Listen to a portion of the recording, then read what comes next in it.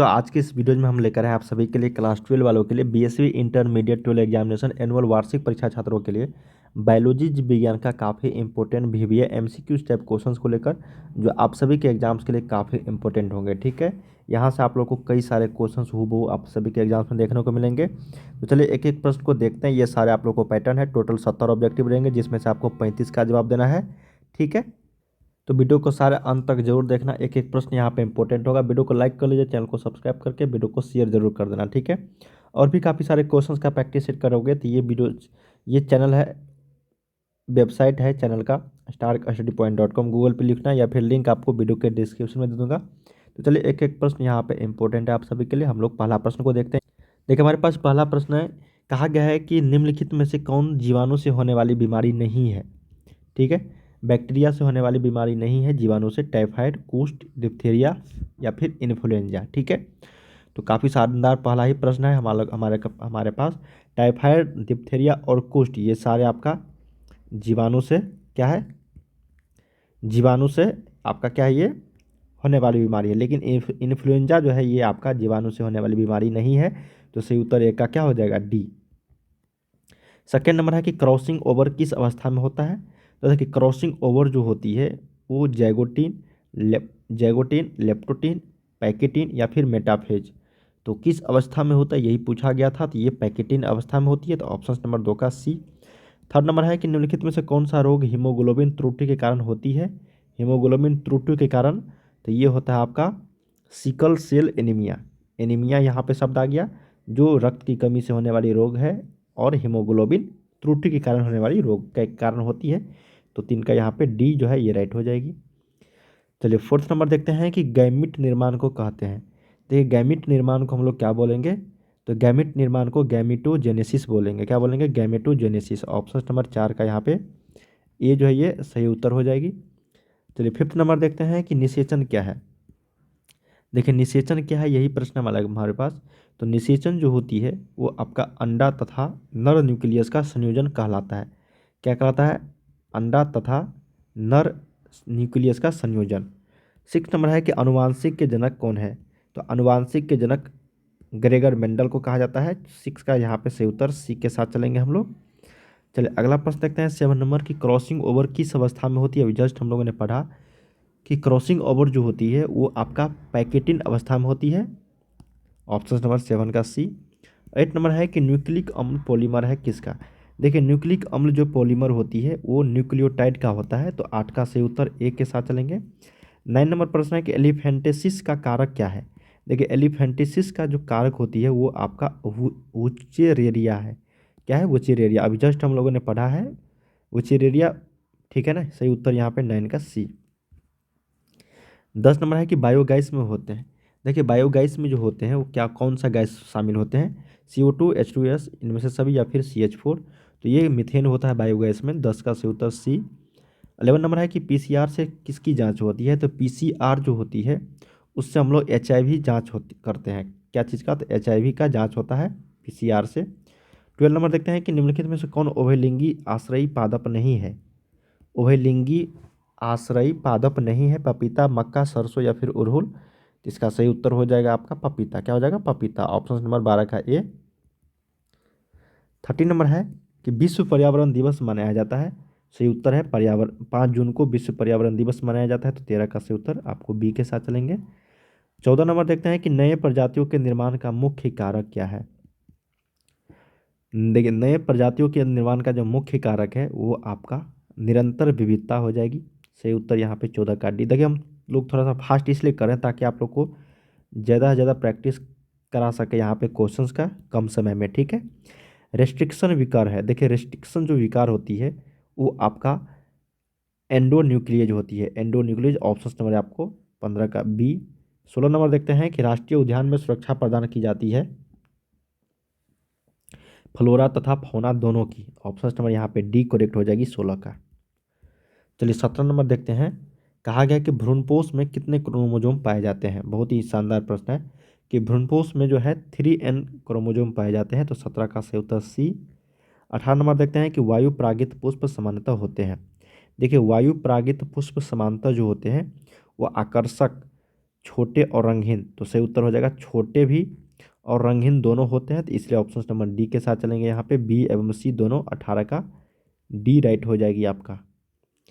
चलिए 19 नंबर देखते हैं प्रश्न क्या कहा गया है कि विडाल जांच से किसका पता चलता है। जस्ट हम लोगों ने पढ़ा कि विडाल परीक्षण जो है वो टाइफाइड के लिए होती है, तो सही उत्तर यहाँ पे डी करेक्ट हो जाएगी 19 का। 20 नंबर देखते हैं कि कान्हा राष्ट्रीय उद्यान मशहूर है किसके लिए। तो कान्हा जो राष्ट्रीय उद्यान है ये आपका बाघ के लिए है, और ये कहाँ पे है तो मध्य प्रदेश में है, एमपी में। इंपॉर्टेंट प्रश्न है 20 का डी। 21 देखते हैं कि प्रतिकोडोन पाए जाते हैं किस में। तो देखिए प्रतिकोडोन जो पाए जाते हैं वो टीआरएनए में पाया जाता है, यहाँ पे 21 का सी आपको राइट आंसर हो जाएगी, टीआरएनए। 22 देखते हैं कि द्विसंकर क्रॉस में अनुलक्षणी फेनोटॉपिक अनुपात जो होता है वो क्या होता है। देखिए बहुत ही शानदार प्रश्न है ये।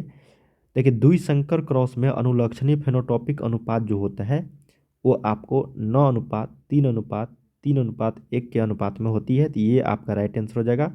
और ये आपका होता है एक संकर में, क्या होता है ये एक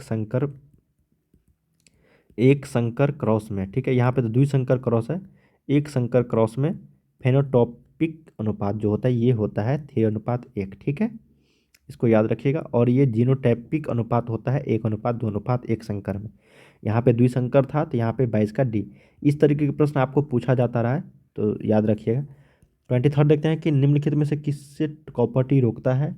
तो कॉपर जो रोकता है ये आपको निषेचन, किसे कॉपर रोकता है तो कॉपर निषेचन को रोकता है ना, तो यहाँ पे 23 का ए सही उत्तर हो जाएगी। 24 देखते हैं कि कानों पर बाल की बहुलता का जीन पाया जाता है।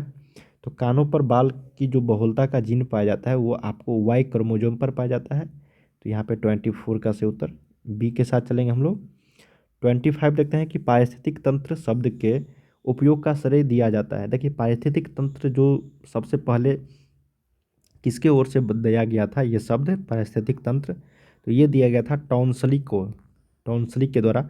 तो टॉन्सली को ही पारिस्थितिक तंत्र शब्द के उपयोग का श्रेय दिया जाता है, तो यहाँ पे 25 का सही उत्तर क्या हो गया सी। 26 देखते हैं कि पास्चुराइजेशन में गर्म करते हैं कितने डिग्री सेल्सियस पे किसको। केवल दूध को गर्म करते हैं या फिर किसी भी तरल को 100 डिग्री सेल्सियस पर, किसी भी तरल को 70 डिग्री सेल्सियस से ऊपर, किसी भी तरल को 70 डिग्री से 80 डिग्री सेल्सियस पर गर्म करो उसे शीघ्रता से ठंडा शीतल किया जाता है, यही इसका राइट आंसर है। उसी को हम लोग पास्चुराइजेशन बोलते हैं। तो पास्चुराइजेशन में गर्म करते हैं किसी भी तरल को 70 से 80 डिग्री सेल्सियस पर, तुरंत गर्म करके उसे शीघ्रता से हम लोग क्या बोलते हैं ठंडा किया जाता है उसको, तो उसी को हम लोग पास्चुराइजेशन बोलते हैं। 26 का डी। 27 देखते हैं क्या प्रश्न है कि द्वितीयक उत्पादकता से संबंधित है। देखिए द्वितीयक उत्पादकता से जो संबंधित है ये आपका हो जाएगा उत्पादक, शाकाहारी, मांसाहारी, सर्वाहारी। प्राथमिक से हो जाएगा आपका उत्पादक, लेकिन द्वितीयक है ना यहाँ पे, द्वितीयक से क्या हो जाएगा यहाँ पे शाकाहारी, ठीक है। पेड़ पौधे को के पत्ती को कौन खाता है, पेड़ पौधे के पत्ती को शाकाहारी ही खाता है, ठीक है ना। तो ये शाकाहारी जो है द्वितीयक उत्पादकता हो गया, जैसे घास सब हो गया, ये कौन खाता है ये शाकाहारी जीव खाते हैं। 28 है चिपको आंदोलन संबंधित है किससे। तो वृक्ष लगाने से, मनुष्यों द्वारा वृक्षों को काट कर गिराए जाने से बचाने से, तंबाकू छोड़ने से, इनमें से सारे। तो चिपको आंदोलन आप सभी को पता ही होगा कि मनुष्यों द्वारा वृक्षों को काट कर गिराए जाने से बचाने से संबंधित है चिपको आंदोलन, तो 28 का सही उत्तर बी के साथ चलेंगे हम लोग। 29 देखते हैं कि जब संतति की उत्पत्ति एकल जनक द्वारा होती है तब यह क्या कहलाता है। बहुत ही इंपॉर्टेंट है कि जब संतति की उत्पत्ति एक एकल जनक द्वारा होती है तो उसको हम लोग अलैंगिक जनन बोलते हैं, क्या बोलते हैं अलैंगिक जनन। ऑप्शन नंबर यहाँ पे 29 का बी। 30 देखते हैं क्या प्रश्न है कि मुकुलन द्वारा जनन किस में होता है। बहुत ही इंपॉर्टेंट है कि मुकुलन द्वारा जो जनन होता है वो ईस्ट में होती है, या फिर ईस्ट में जनन किसके द्वारा होता है तो मुकुलन द्वारा होता है, तो इसका सही उत्तर ए। 31 देखते हैं कहा गया है कि मानव युग्मकों में गुणसूत्रों की संख्या कितनी होती है। क्या प्रश्न है कि मानव युग्मकों में गुणसूत्रों की संख्या जो होती है वो 23 जोड़े के बराबर होती है, मतलब 46 के बराबर। अगला है कि अंड प्रजक जो है वो क्या है। तो कि अंड प्रजक मतलब अंडा देने वाले जो जीव है, मुर्गी, मगरमच्छ, सांप। मुर्गी भी अंडा देता है, मगरमच्छ भी यहाँ पे क्या देता है अंडा देता है, और सांप भी अंडा ही देता है, तो इनमें से सभी हो जाएगा यहाँ पे, ठीक है। 32 का डी।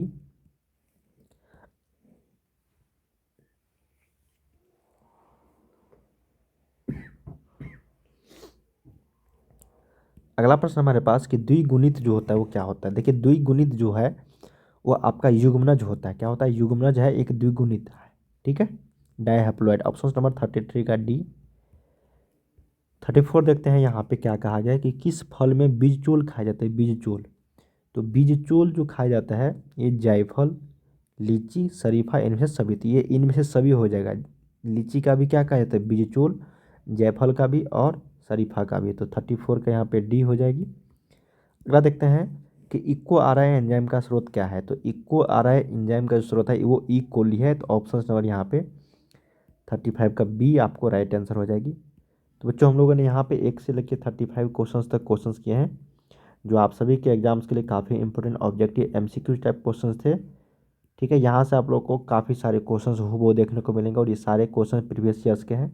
तो चलिए अगले वीडियो जो मिलते हैं इससे आगे क्वेश्चंस को लेकर और भी काफ़ी सारे इंपॉर्टेंट क्वेश्चंस को लेकर सभी सब्जेक्ट का। ठीक है, बाय बाय सभी को।